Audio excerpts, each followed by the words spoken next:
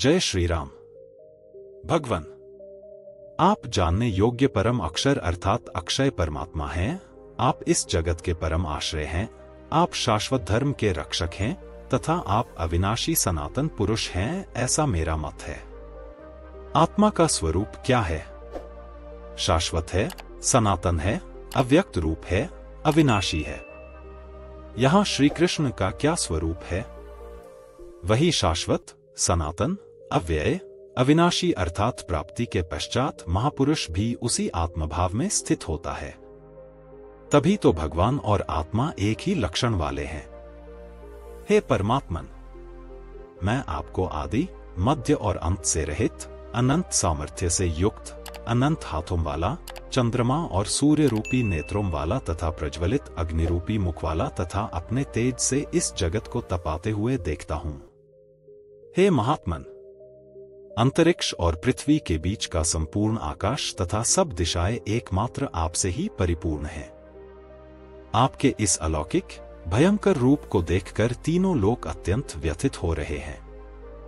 वे देवताओं के समूह आप में ही प्रवेश कर रहे हैं और कई एक भयभीत होकर हाथ जोड़े हुए आपके गुणों का गान कर रहे हैं। महर्षि और सिद्धों के समुदाय स्वस्ति वाचन अर्थात कल्याण हो, ऐसा कहते हुए संपूर्ण स्तोत्रों द्वारा आपकी स्तुति कर रहे हैं।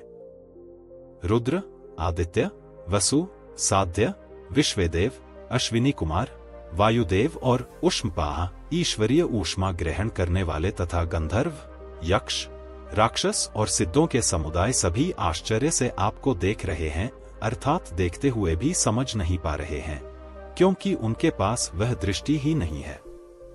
श्री कृष्ण ने पीछे बताया कि आसुरी स्वभाव वाले मुझे तुच्छ कहकर संबोधित करते हैं, सामान्य मनुष्य जैसा मानते हैं, जबकि मैं परमभाव में परमेश्वर रूप में स्थित हूं।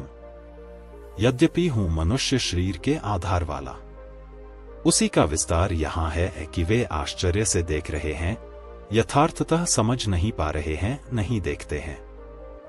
महाबाहु योगेश्वर, आपके बहुत मुख और नेत्रों वाले, बहुत हाथ, जंघा और पैरों वाले, बहुत उदरों वाले, अनेक विकराल दाढ़ों वाले महान रूप को देखकर सब लोग व्याकुल हो रहे हैं तथा मैं भी व्याकुल हो रहा हूं। अब अर्जुन को कुछ भय हो रहा है कि श्री कृष्ण इतने महान हैं। विश्व में सर्वत्र अणुरूप से व्याप्त है विष्णु। आकाश को स्पर्श किए हुए, प्रकाशमान, अनेक रूपों से युक्त, फैलाए हुए मुख और प्रकाशमान विशाल नेत्रों से युक्त आपको देखकर विशेष रूप से भयभीत अंतःकरण वाला मैं धैर्य और मन के समाधान रूपी शांति को नहीं पा रहा हूं। आपके विकराल दाढ़ों वाले और कालाग्नि के समान प्रज्वलित मुखों को देखकर मैं दिशाओं को नहीं जान पा रहा हूं। चारों ओर प्रकाश देखकर दिशा भ्रम हो रहा है। आपका यह रूप देखते हुए मुझे सुख भी नहीं मिल रहा है।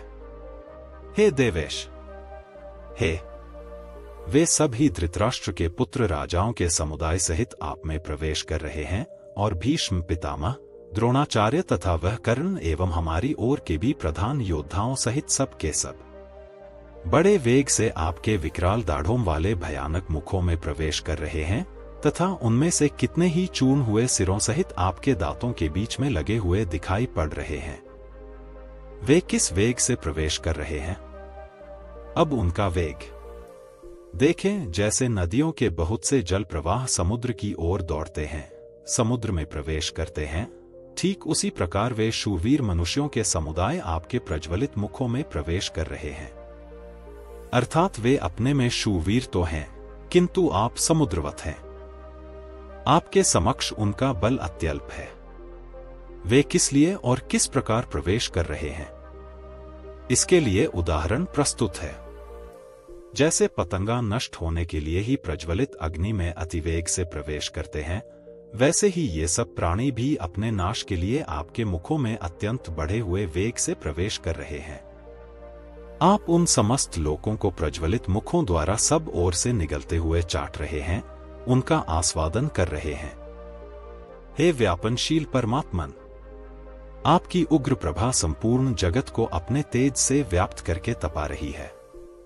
तात्पर्य यह है कि पहले आसुरी संपद परम तत्व में विलीन हो जाती है उसके पश्चात दैवी संपद का कोई प्रयोजन नहीं रह जाता, इसलिए वह भी उसी स्वरूप में विलीन हो जाती है।